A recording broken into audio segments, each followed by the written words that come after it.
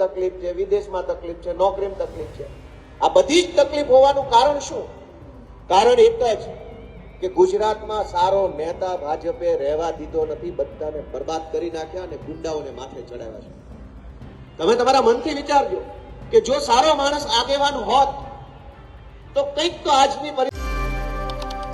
વિસાવદરના ધારાસભ્ય ગોપાલ ઇટાલિયા આમ તો અનેકવાર ભાજપ પર આકરા પ્રહાર કરતા જોવા મળે છે, ભાજપ નેતાઓને ઘેરતા જોવા મળે છે. પરંતુ ફરી એકવાર ગોપાલ ઇટાલિયા હવે ધારાસભ્ય બન્યા ત્યારથી ગોપાલ ઇટાલિયાને લોકો અનેક પ્રશ્નો કરી રહ્યા છે અને તેમના પ્રશ્નો લઈ અને તેમની સામે પણ જઈ રહ્યા છે. પરંતુ એ પ્રશ્નોનું નિરાકરણ કેમ નથી આવી રહ્યું એને લઈ અને ગોપાલ ઇટાલિયા હવે ફરી મેદાને આવ્યા છે.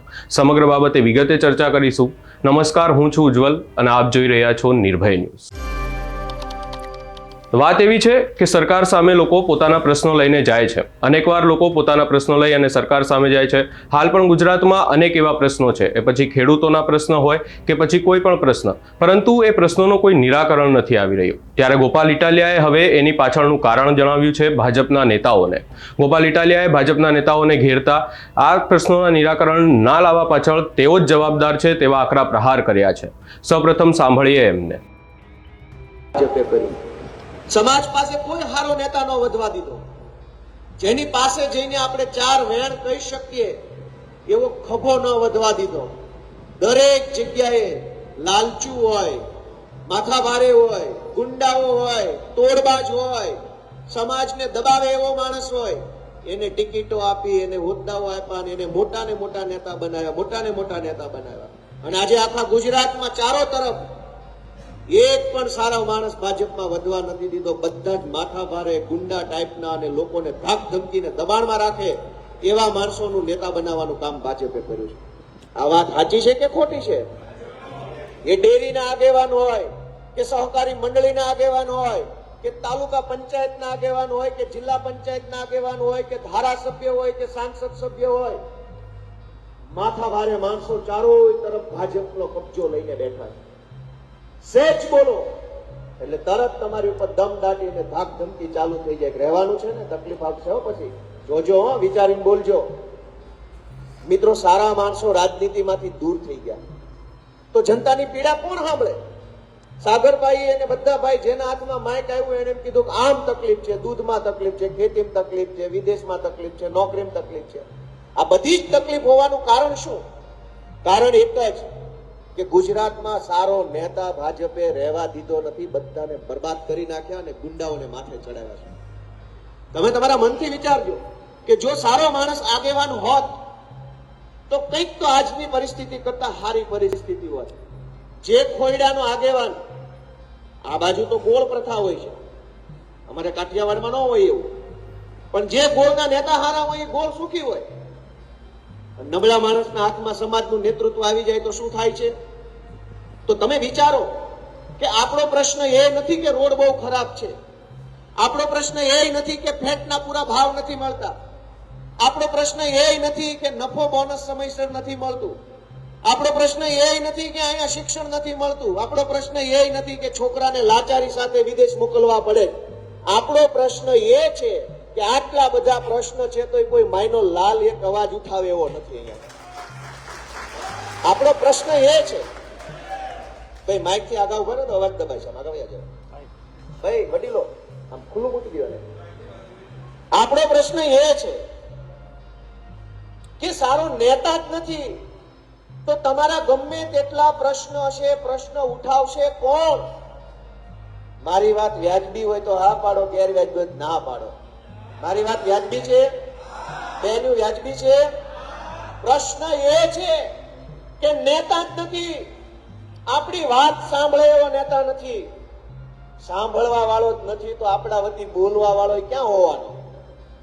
જનતાની વાત ધ્યાન દઈને, કાન દઈને, મન દઈને સાંભળે એવો કોઈ માણસ નથી. શું કામ? કે ભાજપે ભયડો લઈ લીધો છે આખા ગુજરાતની અંદર. શું કામ? કેમ કે આપણે જ બધા બટન દબાઈ દબાઈ માથે ચડાવ્યા છે, જાતે જાતે નથી આવ્યા. દોસ્તો, હું તમને વિનંતી કરવા માટે તમારા દીકરા તરીકે આવ્યો છું કે જરાક વિચારવાની શરૂઆત તો આજથી કરો. આજ વિચારશો તો કાલે નિર્ણય લેશો તો પરમ દિવસથી સારું થવાની શરૂઆત થશે. પણ વિચાર જ મોડો કરશો તો નિર્ણય મોડો આવશે તો સારું મોડું થશે. ઓલરેડી 40 વર્ષનું મોડું થઈ ચૂક્યું. જે ભાજપના નેતાઓ આજથી 10-15 વર્ષ પહેલા સીટ વગરની સાયકલ લઈને ફરતા હતા એ આજે હું લઈને ફરે છે? નહીં, તમારા મનથી કહેજો કઈ જરૂરી નથી કે હારી ગાડીનું નામ જ બોલું. કદાચ એની પાસે નબળી ગાડી હોય નબળીનું કહેવાનું. પણ તમે કલ્પના કરો તમારા ગામમાં, આ વિસ્તારમાં, આ તાલુકામાં 15 વર્ષ પહેલા જે ભાજપનો માણસ હતો એની પાસે શું હતું ને આજે શું છે, અને તમારી પાસે 15 વર્ષ પહેલા કેટલી ગાયો ભેંસો હતી ને આજે કેટલી છે. તો ભાજપના માણસની પ્રગતિ થઈ કે આપણા ગામડાના માણસની પ્રગતિ થઈ? કોની પ્રગતિ થઈ? વોટ તમારો, પ્રગતિ ભાજપની થઈ. તમે જેટલા બટન દબાવ્યા એટલા તમે નીચે આવ્યા, અને તમે જેટલા બટન દબાવ્યા એટલું ભાજપ ઊંચું આવ્યું. આ વાત ખોટી હોય તો ના પાડી દો. તમે 3 બોલો છો. બધું પબ્લિક કે ભાઈ તું હેતુ રાખ ને, એ બધું પૂછપૂછ કરવા. ભાઈ મને હા કે ના તો કયો કે મારી વાત સાચી છે કે ખોટી. એનું એક મહત્વ છે. આ હું જે પૂછું છું હા કે ના, એનું એક મહત્વ એ છે કે જ્યાં જ્યાં અમારી સભા હોય, આ 1 મોબાઈલ 2 મોબાઈલ 3 મોબાઈલ 4 મોબાઈલ, કમસે કમ 4 જણા રેકોર્ડિંગ કરે છે. હવે કોઈ ભાજપ વાળા એ રેકોર્ડિંગ લાઈવ સાંભળતા હોય ઘરે બેઠા બેઠા કે આપણા ગામમાં આવ્યો છે, શું બોલે છે, શું બોલે છે. આમ તમારી વાત કોઈ નહીં સાંભળે. ચાલુ દિવસોમાં સામાન્ય પરિસ્થિતિમાં કોઈ નહીં સાંભળે. હું અહીંયા આવીને બોલું છું એટલે મોબાઈલની પાછળ છુપાઈને સાંભળતા હોય બધું કે શું બોલ્યા. એવા સમયે હું એમ પૂછું કે ભાઈ આ સાચી વાત કે ખોટી, અને તમે કશું જ ના બોલો એટલે પેલો સાંભળે, મજા આવે. હા, પબ્લિક છે પણ કોઈ રસ નથી એટલે ખુશ થઈ જાય. ઉપર ફોન કરે કે અમિત કાકા કઈ વાંધો, ટેન્શન ના લેતા, લોકો જાજા છે પણ કોઈ કઈ પડી નથી. પણ હું પૂછું કે સાચી વાત કે ખોટી વાત, અને તમે એમ કહો કે બરાબર છે, એ હોકારો મોબાઈલના માધ્યમથી ઓલો ભાજપ વાળો સાંભળે ને એટલે ઉપર ફોન કરે, કાકા ધોતિયા ફાટી જાય એવું છે માહોલ. એટલે તમારી હા કે ના, એનો વજન ભાજપની ઓફિસ સુધી પડશે. આમ નહીં સાંભળે, અમસ્તા નહીં, આજે જ અને આ સભા સુધી જ. સભા પૂરી એકેય ભાજપ વાળો સાંભળવાનો નથી. પણ અત્યારે સાંભળતા હશે, કયો લપાઈ છુપાઈને સાંભળે આપણે ક્યાં જાણીએ. તો ખોખારો ખાઈને બોલવામાં આપણે શું વાંધો છે, એ ભલે ને ઉભો થઈ જતો. એટલે મારો જે પ્રશ્ન છે એ જનતા માટેનો પ્રશ્ન છે. દોસ્તો, હું તમને વિનંતી કરવા માટે આવ્યો છું કે હું તો બહુ નાનો માણસ છું. તમે બધા તો પીઢ માણસો છો. ખૂબ ઝાઝી દિવાળી જોઈએ. અમારે કાઠિયાવાડની કહેવત આ બાજુ હોય છે, ઝાઝી દિવાળી જોઈ. એમ તમે બધાએ ઝાઝી દિવાળી જોઈ છે. મારી જેવા તો કેટલાય છોકરા તમે પાલવીને મોટા કરીને પરણાવી દીધા હશે. હું તો બહુ નાનો માણસ છું. પણ આપણને દાજે છે, અંદરથી ખૂબ પીડા થાય છે કે આ ભાજપના લોકો આપણને ગામડાના માણસોને સમજે છે શું? તમે એમને શું સમજો છો કે ચૂંટણી આવી, ક્યાંક ભજીયા ખવડાવી દીધા, ક્યાંક પૈસા આપી દીધા, ક્યાંક દારૂ પીવડાવી દીધો એટલે તમે અમને શું સમજો છો? દારૂ પીવીને મત આપવા વાળો સમજો છો? ભજીયા ખાઈને મત આપવા વાળો સમજો છો? તમે અમને માણસ નથી સમજતા? તમે અમને શું સમજો છો ગામડાના માણસ? અમે આ ધરતીમાં લોહી રેડીને અનાજ પકવી આખી દુનિયાનું પેટ ભરવા વાળા ધરતી પુત્રો છીએ. તમે અમને શું સમજો છો? એ વાતની અમને પીડા છે. અને એટલે હું તો સારામાં સારી પોલીસની નોકરી કરતો હતો, કોન્સ્ટેબલ હતો અમદાવાદ પોલીસમાં. મજા હતી, કાંઈ કામ નહીં, કાજ નહીં, દંડો પછાડવાનો, મોજે મોજ. એ નોકરી હું કરતો હતો. મેં રાજીનામું મૂક્યું, રાજનીતિમાં આવ્યો નાનામાં નાની ઉંમરમાં. સંઘર્ષ કર્યો, ભાજપની સામે લડાઈ કરી, ઝઘડો કર્યો, અવાજ ઉઠાવ્યો. વિદ્યાર્થીઓનો અવાજ, મહિલાઓનો અવાજ, ખેડૂતોનો અવાજ, જ્યાં જરૂર પડી, જેવી જરૂર પડી અવાજ ઉઠાવ્યો. 10 વર્ષ સુધી સંઘર્ષનો રસ્તો પકડ્યો. તો વિસાવદરની જનતાએ મારી ઉપર હાથ મૂક્યો, મને આશીર્વાદ આપ્યો, ધારાસભ્ય બનાવી દીધો. તો હું તમને વિનંતી કરવા માટે આવ્યો છું કે અમને એક વાત ખટકે છે, એક વાત દિલમાં બહુ દર્દ આપે છે કે આ ભાજપની સરકાર આપણને ગામડાના માણસોને શું સમજે છે? ગામડાનો માણસ ઉઠીને મામલતદાર ઓફિસે જાય તો કોઈ આપણું નામ પૂછે નહીં, ભાવ પૂછે નહીં, પાણીનું પૂછે નહીં, બેસવાનું કે નહીં, શેના આવ્યા છો, જાઓ નીકળો અહીંથી, કાલ આવજો, સાહેબ નથી, કોમ્પ્યુટર બંધ છે, ઇન્ટરનેટ બંધ છે, સાહેબની દીકરીના લગ્ન છે, અઠવાડિયા પછી આવજો. એને તો બોલીને 1 મિનિટ લાગે છે. આપણે તો અહીંથી ટેમ્પા પકડીને ક્યાંક જઈએ, ગાડીઓ પકડીને વહેલા જાગીએ, દાડો કર્યો હોય, ક્યારેક મામલતદારે ટીડીઓમાં પોલીસમાં જવું હોય તો કેટલી તો વેતરણ કરી હોય, કેટલું મેનેજમેન્ટ કરીએ ત્યારે તાલુકે જવાય, અને તાલુકે બેઠેલો માણસ 1 મિનિટમાં એમ કહે કે કાલ આવજો. બાપાની પેઢીઓ છે, કાલ આવીએ, આજે માંડ માંડ આવ્યા છીએ, તો પેલો કે કાલ આવજો. ભાઈ આ વાત સાચી છે કે ખોટી? આ લોકો ગામડાના માણસને શું સમજે? આપણને માન સન્માન ન આપે, આપણો ભાવ ન પૂછે, આપણી કોઈ ઇજ્જત નહીં. ચાહે તાલુકા પંચાયતમાં જાઓ, જિલ્લા પંચાયતમાં જાઓ, મામલતદારમાં જાઓ, ગામના તલાટી મંત્રી પાસે જઈએ તો એ તે સાસુ વડકા કરે એવા વડકા કરે, સાસુ જેવું વર્તન કરે. જો બાપા, તો અમારું ક્યાં ભાંગવા આવ્યો? પણ ગામના તલાટી મંત્રી પાસે જવાય નહીં, મોઢું તોડી લે, આપણું અપમાન કરી નાખે, ધક્કે ચડાવી દે. બહુ કગરો તો એમ કે હવે તું જોજે, લે તારું કામ બગાડી નાખે. આટલી હદે દમન. અને આપણે એટલા માટે કે આપણે ગામડાના નાના માણસ છીએ, આપણે શાંતિથી જીવીએ છીએ, સારું જીવન જીવીએ, કોઈને નડતા નથી, કોઈની પાસેથી કંઈ આપણે લઈ લીધું નથી. આપણે આપણી કાંડાની મહેનત ઉપર જીવવા વાળા માણસો, અને છતાંય આ ગુજરાતની સરકાર આપણને ઇજ્જત ના આપે, તો એ વાત ગોપાલ ઇટાલિયાને અને એની આમ આદમી પાર્ટીને ખટકે છે કે ગુજરાતની જનતાને ઇજ્જત તો સરકારે આપવી જોઈએ. તમે બીજું તો એને કહી દઈ શકો એમ નથી, પણ ઇજ્જત નહીં આપણી. અમને એ વાત ખટકી, સરકારી નોકરીમાં અહીંયા આવ્યા, અમે સંઘર્ષ કરીએ છીએ, તમને એમ લાગે કે આ માણસ જે અમારો છોકરો બોલે છે એ સાચો છે, તો આવતી ચૂંટણીમાં હાવણા વાળી તમારા ગામથી ચાલુ કરવાની છે, એ વિનંતી છે મારી. ભૂલતા નહીં. આપણે સમાજ જીવનની અંદર રહીએ છીએ, ચૂંટણી આવે, ધારે ધારા આવી જાય. વિસાવદરની ચૂંટણીને હું તમને ખાલી દાખલો આપું કે હું તો બહુ સામાન્ય ગરીબ પરિવારનો વ્યક્તિ છે. ભાવનગર જિલ્લાના એક નાનું એવું ગામ છે મારું, 2000ની વસ્તી વાળું. એવા નાના એવા ગામમાં ધૂળ ઢેફામાં રમતા રમતા રાજકારણમાં આવ્યા. આપણો તો કોઈ ગોડફાધર નથી, આપણો તો કોઈ નેતાએ આંગળી ઝાલેલી નથી, આપણી પાસે પૈસા નહીં, આપણો રાજકીય વારસો નહીં, આપણી પાસે કોઈ પીઠબળ નહીં, આપણી પાસે ટોળા નહીં, પણ આપણી પાસે જે હતું ને એ દુનિયા કોઈની પાસે નહોતું. એ તો ધરતીનું ધાવણ ગાવી મોટો થયેલા માણસ હતો, એ બીજાથી ન થાય. મેં વિસાવદરની ચૂંટણીમાં હું આવો નાનો માણસ ઉભો રહ્યો, મારી સામે આખી ભાજપની સરકાર, મુખ્યમંત્રી વિસાવદરમાં પ્રચાર કરે, ગૃહમંત્રી ત્યાં, કૃષિ મંત્રી ત્યાં, પાણી પુરવઠા મંત્રી ત્યાં, 10 સાંસદ સભ્યો ત્યાં, 50 કરતા વધુ ધારાસભ્યો ત્યાં, આખા સૌરાષ્ટ્રના એપીએમસીના ચેરમેનો ત્યાં, આખા સૌરાષ્ટ્રના બધા જિલ્લાના જિલ્લા પંચાયતના પ્રમુખો ત્યાં, જિલ્લા પંચાયતના બધા ચેરમેનો અલગ અલગ એ બધા ત્યાં, આખા સૌરાષ્ટ્રની તાલુકા કક્ષાની એપીએમસીના ચેરમેનો ત્યાં, 400 જેટલા બીજેપીના મોટા મોટા કદાવર કહી શકાય એવા બધા નેતાઓ વિસાવદર વિધાનસભાના ગામડે ગામડે જઈને પ્રચાર કરતા હતા.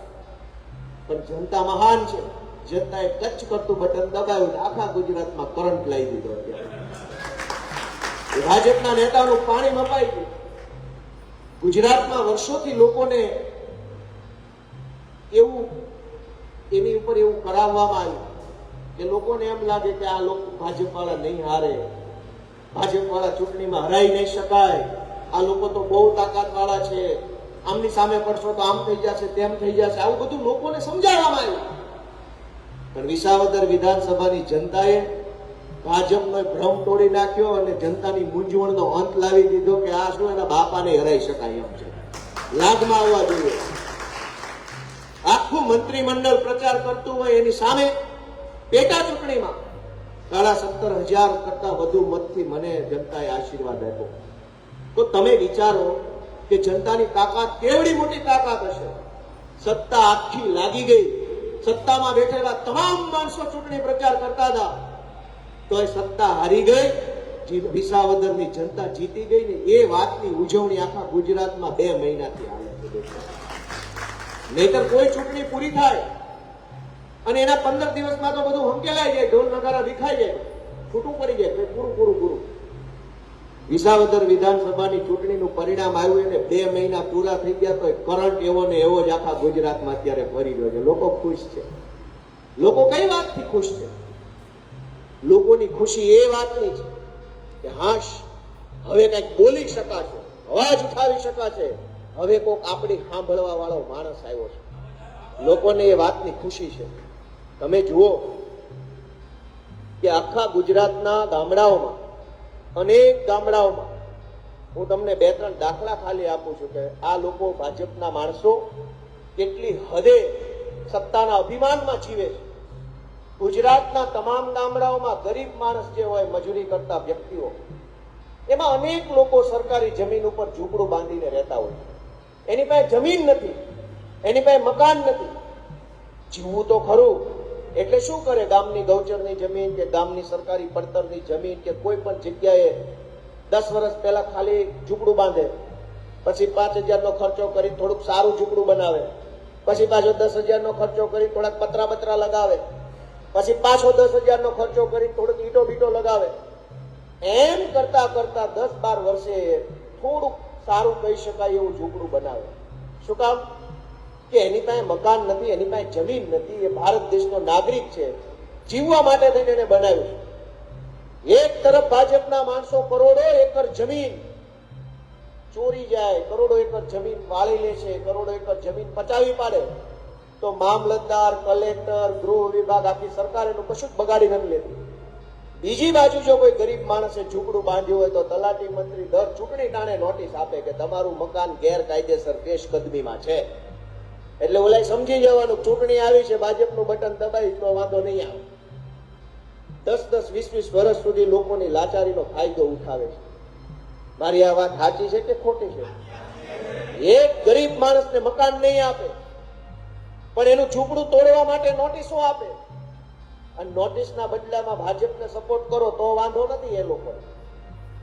મિત્રો, એક ગરીબ માણસ આખો દિવસ ખેતી મજૂરી કરે, સરકારી સસ્તા અનાજના દુકાનમાંથી એને 4 કિલો ચોખા, 10 કિલો ઘઉં મળવા પાત્ર હોય.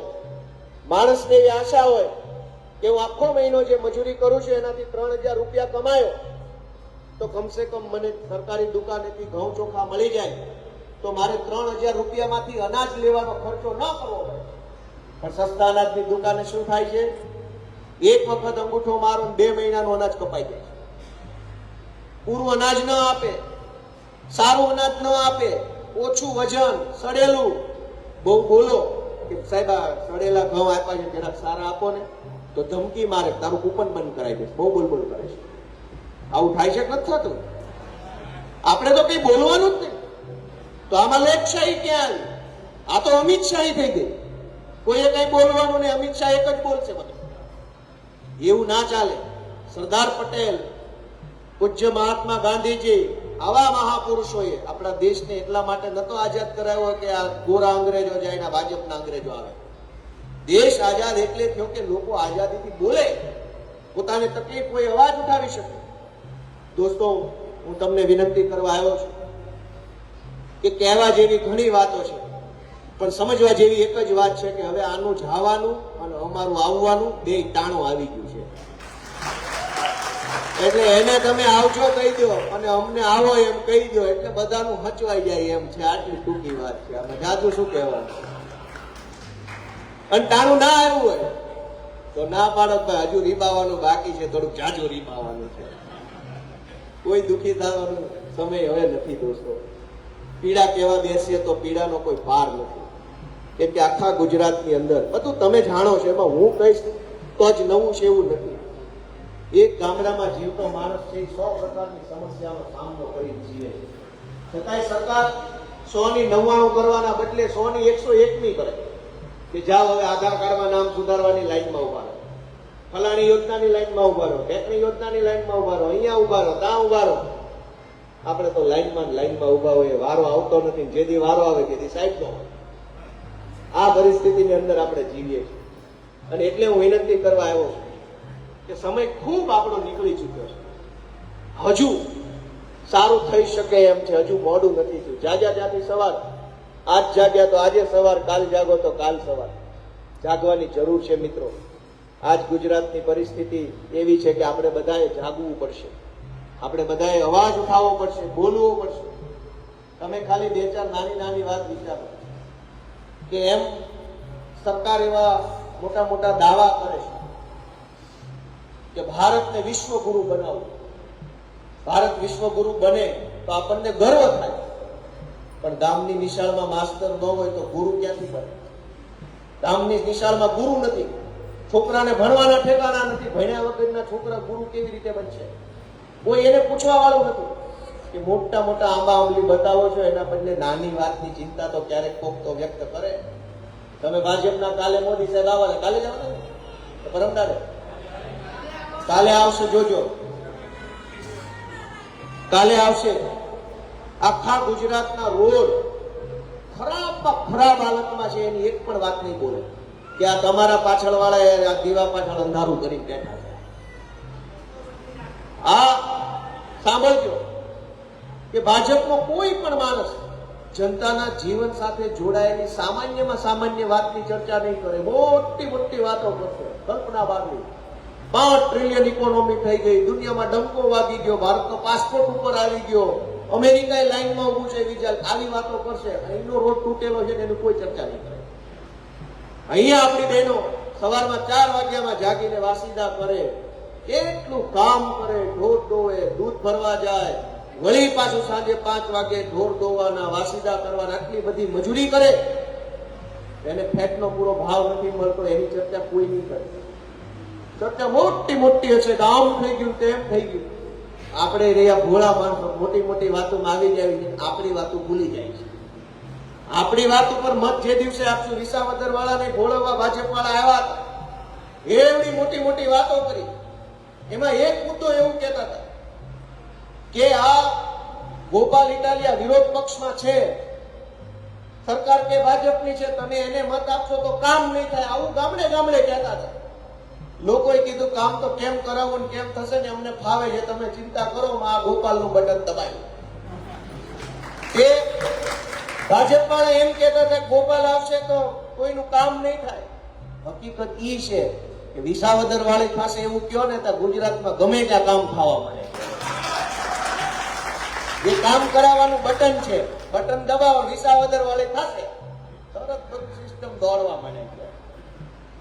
વિસાવદરમાં નહીં થાય એમ કહેતા હતા. એના બદલે અહીંયા થવા લાગ્યું. 50 લોકો રોડે ઉભા થઈને વિડીયો ચાલુ કરી કે ભાઈ કામ થશે, નહીતર વિસાવદર વાળી થશે. ભાજપ બધું હાલો હાલો હાલો એટલે દોડવા. મારી વાત સાચી છે ખોટી?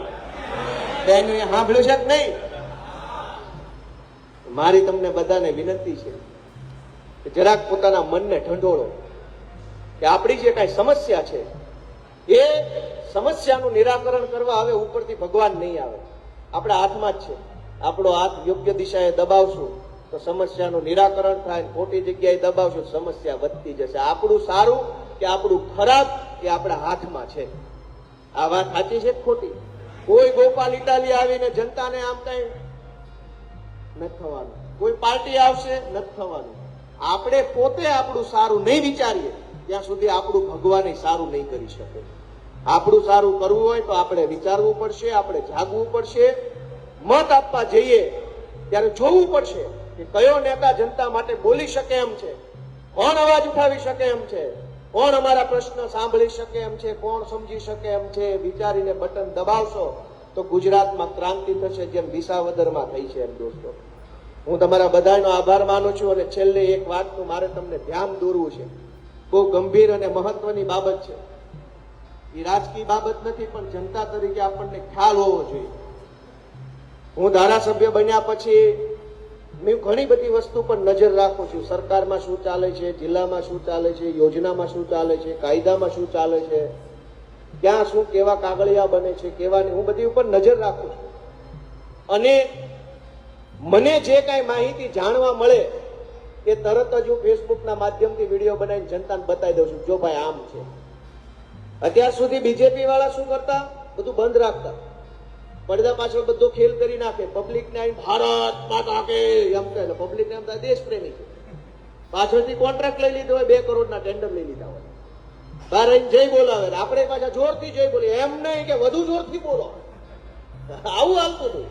મેં નક્કી કર્યું કે ભાજપે જે કંઈ ખેલ કરે છે પડદા પાછળ, એ જનતાને બતાવી દેવાનું, જણાવી દેવાનું, કહી દેવાનું, જો ભાઈ આમ છે, હવે તમે જાણો ને એ જાણે. હમણાં મને નવી માહિતી મળી અને એ હું ધારાસભ્ય બન્યો તો ખ્યાલ આવ્યો. ધારાસભ્યને મહિને 1.5 લાખ રૂપિયા પગાર મળે છે અને 12 મહિનાનો પગાર મળે છે. કામ માત્ર 28 દિવસ જ કરે છે ગુજરાતમાં. લ્યો, તમને એવી જિંદગી ગમે કે ન ગમે? હવે બહેનો રોજ ભેંસો દોવે છે તો મહિને કઈ 5 લાખ રૂપિયા મળતા. રોજ સવારમાં જાગીને ગાયો દોવાની, વારસીદા કરવાના, પૂંછડા ક્યારેક લાગી જાય મોઢામાં. ગુજરાતની વિધાનસભામાં 12 મહિનાનો પગાર મળે છે નેતાઓને, સચિવોને, બધાને. કામ માત્ર 28 દિવસ કરે છે. ભાજપે આ વ્યવસ્થા કરેલી છે. કેવી રીતે કે ગુજરાતની વિધાનસભાનું સત્ર માત્ર 28 દિવસ હાલે છે. ફેબ્રુઆરી મહિનામાં 25 દિવસ અને સપ્ટેમ્બર મહિનામાં 3 દિવસ. દર વર્ષે આટલું જ સત્ર કામ કરે છે. તમે વિચાર કરો કે એક ધારાસભ્ય, જેમ કે હું ધારાસભ્ય છું, મને 75,000 મત મળ્યા છે, સામેવાળાને 58,000 મત મળ્યા, પણ એ બધું થઈને આખા મત વિસ્તારમાં 3 લાખ લોકોની વસ્તી છે. એટલે હું 3 લાખ લોકોનો પ્રતિનિધિ છું. 3 લાખ લોકોની સમસ્યા વિધાનસભા સુધી મારે લઈ જવી હોય તો મારે કેટલા દિવસનો સમય જોઈએ? 2-3 દિવસ તો બોલવાનો સમય મને જોઈએ ને. 3 લાખ લોકોનો પ્રશ્ન કરવાનો. એમાં ખેડૂતો હોય, વંચિતો હોય, ખેતી મજૂરી કરતા લોકો હોય, વેપારીઓ હોય, કર્મચારીઓ હોય, વકીલો હોય, ડોક્ટરો હોય, શાકભાજી કે રોડ ઉપર કંઈક વેચવા વાળા નાના વર્ગના વ્યક્તિઓ હોય, બધાના પ્રશ્નો હોય. ગુજરાતની વિધાનસભા 365 માંથી માત્ર 28 દિવસ જ કામ કરે છે. તમે બધા તમારા મનને પૂછો કે આ વાત તમને વ્યાજબી લાગે છે, ગેરવ્યાજબી લાગે છે? પગાર 365 દિવસનો અને કામ 28 દિવસ. ભાજપના લોકોએ આ ધંધો કરેલો છે. હું માંગણી મૂકવાનો છું ભવિષ્યમાં કે દર 3 મહિને 20 દિવસનું સત્ર ભરાવવું જોઈએ. દર 3 મહિને 20 દિવસનું સત્ર થાય. અત્યારે શું છે, સત્ર નથી થતું તો પ્રશ્ન કોને પૂછવાનો? સત્ર બેસે, મુખ્યમંત્રી, મંત્રી, ધારાસભ્યો બેસે તો પ્રશ્ન પૂછાય. બેસતા જ નથી. માત્ર 28 દિવસ બેસવાનું તો 12 મહિનાના પ્રશ્નો ક્યાં જઈને પૂછવાના? તલાટીને પૂછો તો એમ કે મને નહીં, ઉપર હોય, અમને ન ખબર હોય. પીડીઓ પૂછો તો કે અમને નહીં, મામલતદારમાં હોય. મામલતદારને પૂછો તો કે અહીં નહીં, પ્રાંતમાં જાઓ. પ્રાંતને પૂછો તો કે અમને નહીં, કલેક્ટરમાં પૂછો. કલેક્ટરને પૂછો તો કે ઉપર. બહુ ઉપર જઈએ તો સરકાર આવે, સરકાર કે અમને નહીં, અહીંયા 28 દિવસ જ હાલે, પછી બધું બંધ. તો કોને જઈને પૂછવાનું? તલાટીથી લઈને સરકાર સુધી કોઈ કઈ કામ કરવા માંગતા નથી તો પ્રશ્ન કોને પૂછવો? અને એટલે હું પાટણવાળા ગામ, આજુબાજુના બધાય ગામ, તમારા સગાવાલા, વેવાય, જમાઈ, કાકા, ફુવા જે ગામમાં રહેતા હોય એને ફોન કરીને કહેજો કે ભાઈ હાવણાવાળા ગોપાલભાઈ આવ્યા હતા, આપણને હાથ જોડીને ગયા છે કે આવતી ચૂંટણીમાં હાવણા મારો, નહીતર આપણા ઘરમાં ભાજપના હાવણા લાગી જાય, ધન બધું સાફ. કાં તો તમે હાવણો મારો, કાં એ હાવણો મારે. એને તો માર્યો જ છે આપણા ખિસ્સામાં હાવણો. હું હાથ માર્યો, એને આપણા ખિસ્સામાં હાથ માર્યો. હવે તમે એના ઉપર હાવણો મારો એવી મારી બધાને વિનંતી છે, બધા ગામજનોને. તમે બધા આટલી મોટી સંખ્યામાં આવ્યા, બહુ શાંતિથી મારી. સમગ્ર બાબતે આપનો શું અભિપ્રાય છે અમને કમેન્ટ કરી જરૂર જણાવશો. અમારી ચેનલ નિર્ભય ન્યૂઝને લાઇક, શેર, સબસ્ક્રાઇબ કરવાનું ભૂલશો નહીં.